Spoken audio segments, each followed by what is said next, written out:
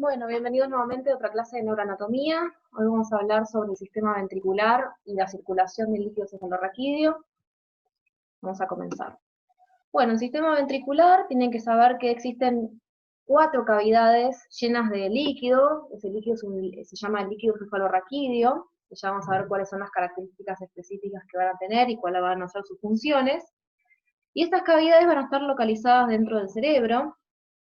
Y vamos a tener 2 ventrículos laterales, que son estas imágenes que vemos acá, en forma de C de casa, uno para cada hemisferio cerebral, un tercer ventrículo, que es el que se ve acá, ¿sí?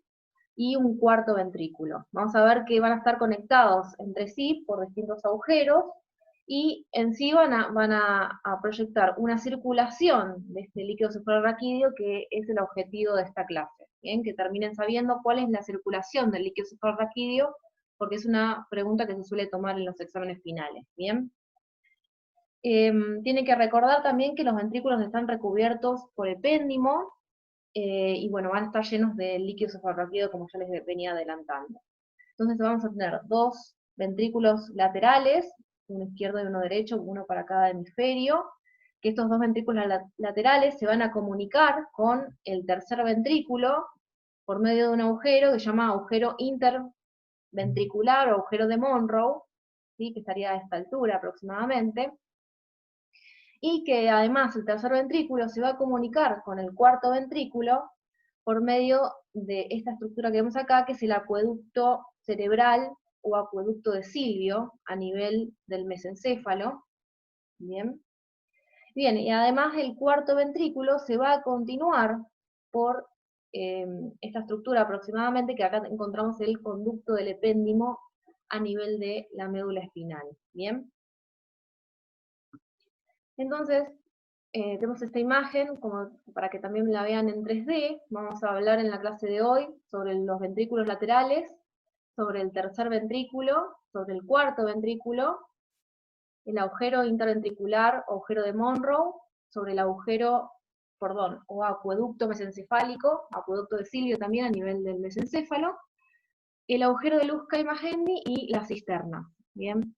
Observen en la imagen animada, traten de ya ir identificando cuáles serían los ventrículos laterales, cuál sería el tercer ventrículo y cuál sería el cuarto ventrículo, para que ya se vayan guiando en las distintas imágenes. Entonces, los ventrículos laterales son los que está pintado de celeste, el tercer ventrículo en color a blanco, ¿sí? El agujero interventricular o de Monroe va a estar pintado acá de celeste, el agujero o acueducto mesencefálico está pintado acá de rojo, y acá en violeta tenemos el cuarto ventrículo. Y acá en color verde estaría aproximadamente el acueducto o conducto ependimario, ¿sí? Bien. Acá tenemos otra imagen también para que vean en forma translúcida dónde estaría ubicado el sistema ventricular, ¿sí? Recuerden las estructuras que nombramos hasta recién, ¿sí? Los ventrículos laterales, el tercer ventrículo y el cuarto ventrículo, ¿bien? Y traten de relacionar entonces el ventrículo lateral con qué estructuras del encéfalo van a estar relacionadas, lo mismo que el tercer ventrículo y el cuarto ventrículo, ¿bien? Bueno, tenemos, esta es otra imagen también, acá tenemos un corte sagital, donde vemos el cerebro, las estructuras que estuvimos viendo para identificar dentro de la cara medial del encéfalo, ¿sí? Acuérdense de todas las imágenes que vamos viendo, ya ir nombrando las estructuras que ya estuvimos viendo hasta ahora, para ir repasando, ¿sí? El cuerpo calloso con sus partes, ¿bien? Las partes del diencéfalo, ¿sí? Donde estaría ubicada la glándula hipófisis, ¿bien? Y acá vemos lo que les nombraba, ¿sí? La cavidad ventricular del ventrículo lateral, ¿sí? Acá estaría a la altura más o menos de el acueducto de Silvio o acueducto mesencefálico, ¿bien? Y el cuarto ventrículo, ¿sí? Muy importante el piso, saber del cuarto ventrículo, que ya lo vimos en otro video, ¿bien? Bueno, y esto es un cuadro que me pareció bastante interesante para que lo tengan. en donde, digamos, vemos el componente que estuvimos nombrando hasta recién y la estructura encefálica que va a estar relacionada. Entonces tenemos que, por ejemplo, los ventrículos laterales va a estar relacionado con la corteza cerebral y el telencéfalo basal, ¿sí? El tercer ventrículo, en cambio, va a tener más relación con el tálamo y el hipotálamo, ¿sí? Por la ubicación anatómica. El acueducto cerebral va a estar en contacto y en relación con el techo y segmento del mesencéfalo, ¿sí? Y el cuarto ventrículo va a estar en relación con el cerebelo, la protuberancia y el bulbo. Bien. En cambio, por ejemplo, la médula espinal va a estar en relación con el conducto del epéndimo, ¿sí? Como está en este cuadro. Bueno, acá tenemos otra imagen donde vemos una imagen de perfil, una imagen anterior o frontal, y los ventrículos laterales, nuevamente cómo se relacionan con el tercer ventrículo, y por último con el cuarto ventrículo. Bien. Y bueno, ahora vamos a hablar más específicamente de los ventrículos laterales. Bueno, ya dijimos que teníamos dos ventrículos laterales, uno del lado derecho y otro del lado izquierdo, en cada hemisferio cerebral. Tiene esta forma particular de C de casa, y va a tener 4 porciones. Va a tener un asta frontal o anterior, ¿sí? Que se va a dirigir o relacionar con los lóbulos frontales. Va a tener un asta temporal, ¿sí? Y va a tener un asta occipital, que va a estar en relación con el nombre que tiene cada asta, ¿sí? La asta temporal va a estar en relación con el lóbulo temporal, el asta occipital con el lóbulo occipital, ¿bien? Y también vamos a encontrar una parte del ventrículo lateral que se va a llamar encrucijada ventricular, y importante que sepan que tanto en el asta temporal, perdón, en el asta frontal como en el asta temporal, y a veces dentro de la encrucijada ventricular, vamos a encontrar la presencia del plexo coroideo, ¿sí? Recuerden, ¿qué es el plexo coroideo? El plexo coroideo se va a proyectar al ventrículo en su cara medial, y va a ser el encargado de formar el líquido cefalorraquídeo. Por eso es importante recordar qué es el plexo coroideo y aproximadamente en dónde se encuentra. Bien. Bueno, eso es una imagen del desarrollo del tubo neural, para que sepan aproximadamente dónde está ubicado en los plexos coroideos. Ven que en mayor medida están a nivel del ventrículo lateral, ¿sí? Pero podemos encontrar plexo coroideo también en el cuarto ventrículo, por ejemplo. Pero recuerden que todos van a producir líquido cefalorraquídeo. Bien. Bueno, dentro de los ventrículos laterales, acá vemos una imagen de perfil, donde estamos viendo el asta frontal del ventrículo lateral. Vamos a encontrar el asta temporal, que es esta que vemos en el punto color celeste, y el asta occipital, ¿sí? En un punto en color verde. Y acá aproximadamente donde está el punto amarillo sería la encrucijada, ¿sí? Ven cómo se relaciona, ¿sí? Por medio del agujero o acueducto cerebral, para comunicarse con esto que tenemos acá, que es el tercer ventrículo. ¿Bien? Acá estamos viendo una vista superior del ventrículo lateral, y esta es una vista anterior. Bien. En algunos libros pueden encontrar que, digamos, el ventrículo lateral tiene un cuerpo, ¿sí? Que sería este aproximadamente, y el cuerpo del ventrículo lateral se va a extender desde el agujero interventricular posteriormente hacia el extremo posterior del tálamo, aproximadamente. El cuerpo de este ventrículo lateral va a tener un techo, un piso y una pared medial, que van a ser las relaciones que vamos a ver a continuación. ¿Bien? Bueno, esto para que vean otra imagen de los ventrículos laterales con las astas o polos, también lo pueden encontrar en otros libros, ¿sí? Acá lo nombran como polo frontal, temporal y occipital, que es lo mismo que hablar de asta.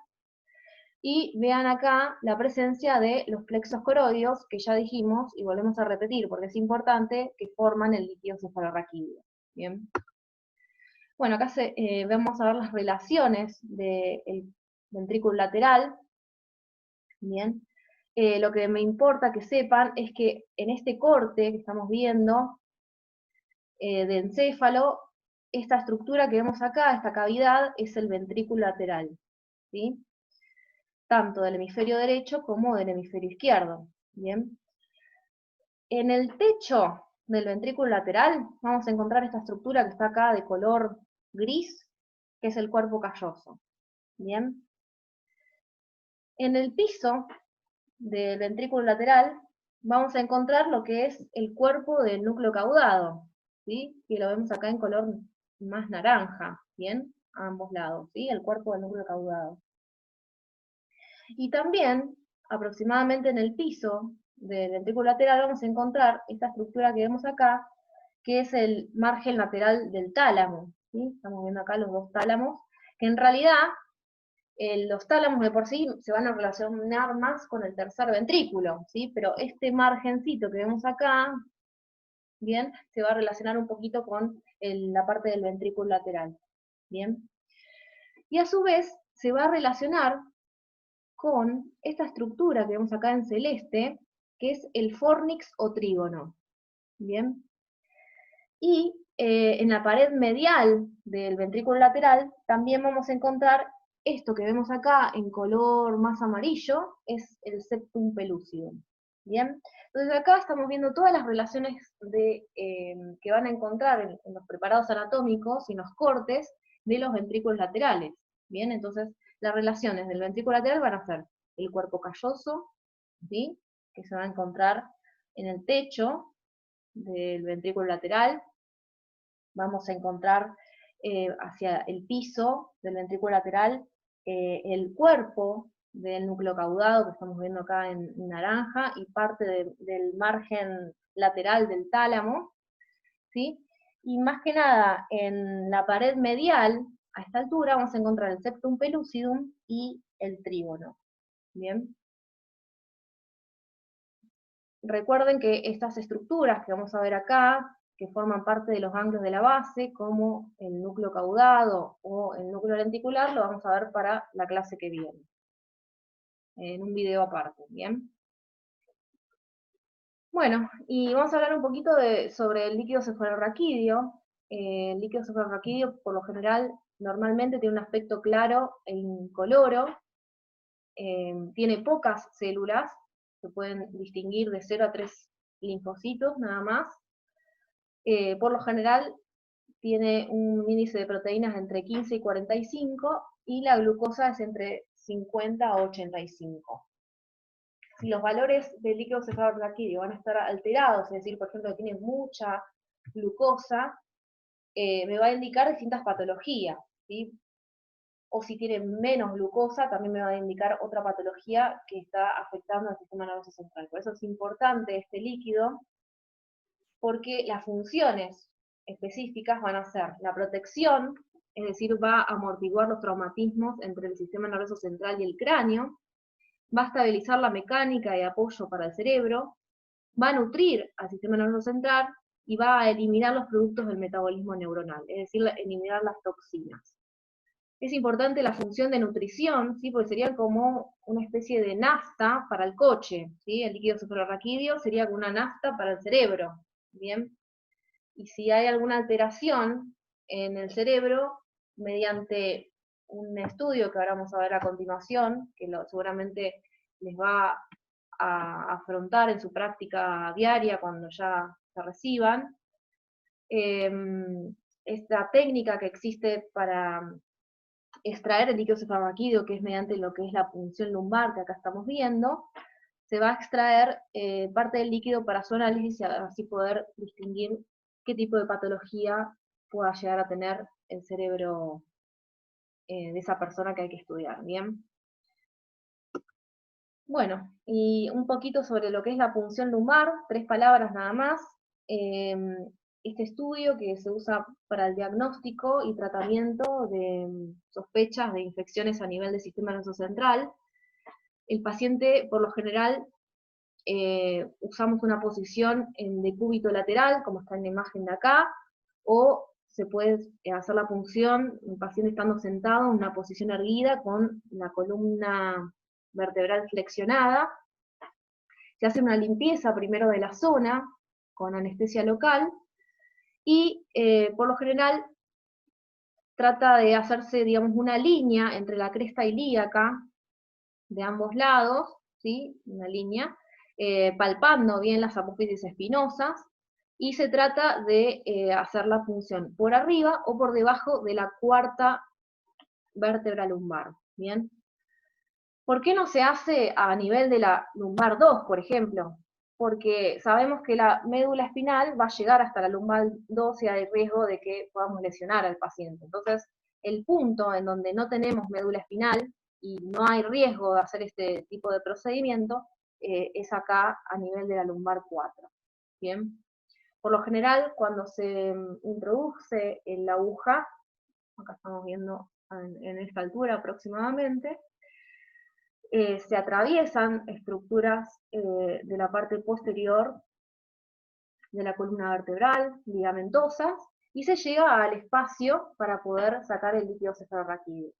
Se tiene que medir la presión de ese líquido cefalorraquídeo y por lo general se sacan 3 tubos, ¿sí? Uno es para la química de ese líquido, otro es para el cultivo de ese líquido, y el tercer tubo por lo general se manda a anatomía patológica para evaluar si hay algún tipo de célula maligna o alguna célula que me pueda dar en pie más sobre el diagnóstico. ¿Bien? Esta técnica de punción lumbar se puede realizar en un paciente estando internado, no necesariamente que esté en quirófano, pero hay estudios, por ejemplo, más que nada lo usan los neurocirujanos. La punción lumbar en quirófano de los neurocirujanos es frecuente y por eso es una técnica y un estudio que tienen que recordar y saber, ¿no? Bueno, esta es otra imagen que encontré y me pareció interesante. Perdón. Acá estaría ubicado a nivel de la lumbar 4, donde extraeríamos parte del líquido cefalorraquídeo. Ven que no se llegó donde estaba la médula espinal, ¿sí? No hay riesgo de lesionar la médula espinal, sino que a esta altura va a estar lo que se llama la cola de caballo, ¿sí? Que son las partes terminales de los filetes terminales de la médula espinal. Y esto se lo puse también porque hay también punciones o para sacar líquido que se pueden hacer intratecales, ¿sí? Digamos, eso lo hacen más que nada los neurocirujanos, cuando hay una sospecha de alguna cirugía, tanto prequirúrgica como postquirúrgica, se puede hacer una punción para extraer el líquido directamente de los ventrículos. ¿Bien? Bueno, esta es otra imagen para que vean, digamos, parte de la circulación del líquido cefalorraquídeo, que vamos a ver ahora en un ratito también. Esto es para que vean también con respecto a la circulación, que ahora lo vamos a explicar. Y vamos a hablar un poquito sobre el tercer ventrículo que me faltó hablar, que recuerden que el tercer ventrículo, vamos a hablar con esta imagen, el tercer ventrículo va a tener esta forma de hendidura, se va a ubicar entre los dos tálamos, ¿sí? Es decir, que va a estar bien relacionado, y se va a comunicar anteriormente con el ventrículo lateral por medio del agujero de Monroe, ¿sí? A esta altura, y posteriormente se va a comunicar por medio del acueducto de Silvio con el cuarto ventrículo. ¿Bien? El cuarto ventrículo tiene esta forma de tienda, ¿sí? Va a estar en relación con el cerebelo posteriormente, y parte del tronco del encéfalo, es decir, la protuberancia y bulbo. Y recuerden que el cuarto ventrículo también va a estar recubierto por epéndimo y se va a continuar por arriba por el acueducto cerebral, ¿sí? O acueducto de Silvio, ¿bien? Y por abajo por el conducto ependimario, ¿bien? Eso ya lo dijimos cuando hablamos todo de las relaciones. Y bueno, y todo este espacio por donde va a recorrer el líquido cefalorraquídeo se llama espacio subaracnoideo, y es el espacio que está ubicado entre la membrana aracnoidea y la pía madre, ¿sí? Eso es un tema que se ve en el video de meninges, ¿sí? Recordemos que son 3 las meninges, la dura madre, la aracnoides y la pía madre. El espacio subaracnoideo es el espacio que está ubicado entre la membrana aracnoides y la pía madre. Y este espacio es el que está lleno de líquido cefalorraquídeo, como lo vemos acá pintado en celeste. Bien. En determinadas circunstancias, ¿sí? La aracnoides no, digamos, no forma una base específica sobre el encéfalo, sino que se ensancha en determinadas partes, y esas localidades donde se ensancha se denominan cisternas, ¿sí? Las famosas cisternas subaracnoideas. Bien. Y acá en este dibujo trato de representar las denominadas cisternas subaracnoideas, las más importantes y que me gustaría que se acuerden, que son las más grandes, es la cisterna cerebelo-medular o cisterna magna, que está entre la superficie inferior del cerebelo y el techo del cuarto ventrículo, ¿sí? Más o menos a esta altura aproximadamente. La cisterna interpeduncular, que está entre los dos pedúnculos cerebrales, y la cisterna pontina, que es la que rodea la protuberancia. Entonces, estas son todas las cisternas que pueden encontrar en algunos libros. A mí la que mejor quiero que sepan y se acuerden específicamente son las más grandes, ¿sí? La cisterna magna, la cisterna pontina y la cisterna interpeduncular.